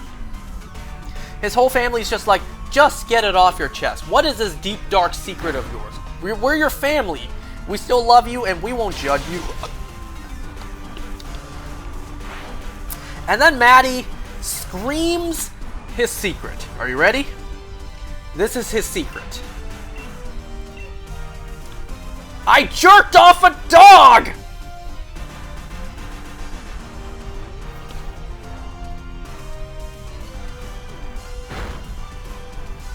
It was so random. It came out of nowhere. Like, that's his Vietnam secret? How? Well, he was saying that he and his squad had a service dog with them, and they noticed something sticking out from underneath him. They noticed that this dog was erect. So, they had to do something. If it's stuck like that, then it could cause an infection. It could be bad for the dog's health. They had to do something. So, to try to fix that, Maddie tried to push it back in, and then he heard the dog make a noise. Not necessarily a bark, but like one of the one of the best noises the dog has ever made.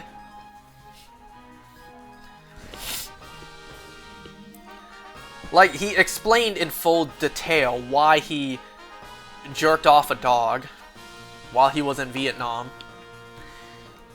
You would think, like, the whole family actually supported him. You would think that's kind of ridiculous, but I feel like they did the right thing. And the best thing is that they were genuine too, like, thank you for your service. Maddie, you saved that dog's life. You did services like that so that people like us back here at home don't have to. Thank you for your services. Like, they were actually supportive and understanding that he jerked off a dog in Vietnam. This show was so random. Anyway, so it's Clive's birthday. They hired the mall security guard as an actor to play his father. So, he's just like, where was I before showing up to this party? What do you mean? You were talking with us. No, like, where was my character before this party? Like, what was I doing before? John just like, oh, I know. You were grieving with your wife about your miscarriage. Ooh, I like that. I like that, kid. You should maybe join this industry. So, the security guy walks up to Clive, pretends to be his father. Clive is super happy. And, you know, the stories don't line up. Because Ted was telling Clive that his dad was, like, on secret missions. But, the story's completely different with the actual security guard. And then, oh no, Clive's mother shows up. Just like, Mom, what are you doing here? Well, I was told you were having a birthday party in the park. Why didn't you invite me? It's like, Mom, look, Dad's here. What? This man's not your father. Who are you? He starts singing Pippin like he did at the mall. It's like, well, his cover's blown. As he walks away, it's like, this is one of the worst sets I've ever been on. One of the worst productions I've ever been a part of. He's like, wait, you're really not my dad? No, kid. 2 guys just paid me to pretend to be your dad. So Clive sees Ted and John hiding behind a tree, so he goes and punches John in the gut 2 times. And Ted's just like, whoa, wait a second. Just hear us out. Before you kill us, just hear us out. Didn't it feel like, what is what is being a dad? What is having a dad? You know, didn't it feel good to be encouraged to do better on the test? And then when you did, you were praised for it? Didn't it feel good to feel like you had a dad rooting for you? And it's like, yeah, that did feel good.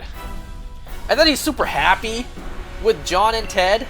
Like, hey, you guys want to grab some cake? Like, Clive is all giddy, accepting these two as his father. It's like, look at that, Ted. Look at that. We did that for him. We're so proud of him. John was even telling Clive, like, look, we're so proud of you, man. Like, you studied so hard, you got that C+ all the way to a B-. We're so proud of you, buddy. John and Ted were even talking like, we should consider having another. It's like, what the fuck is this episode? Well, I'm gonna end this after this run. Sadly, no shiny tonight. Unless... By the way, tonight, I think it's...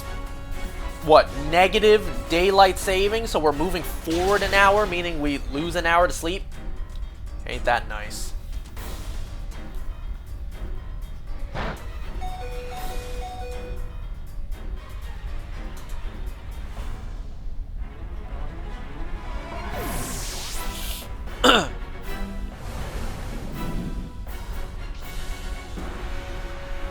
After this, I'm gonna pop a Tylenol and get ready for bed.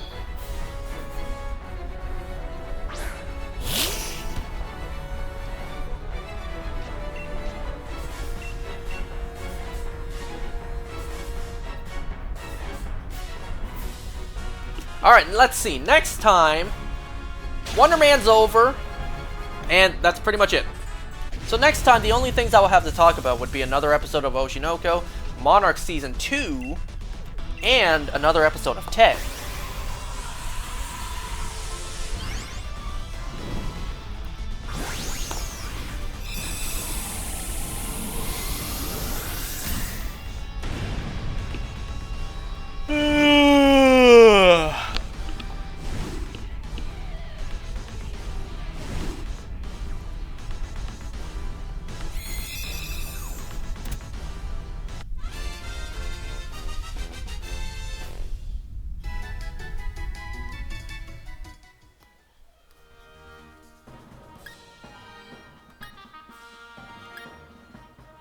Damn, nothing.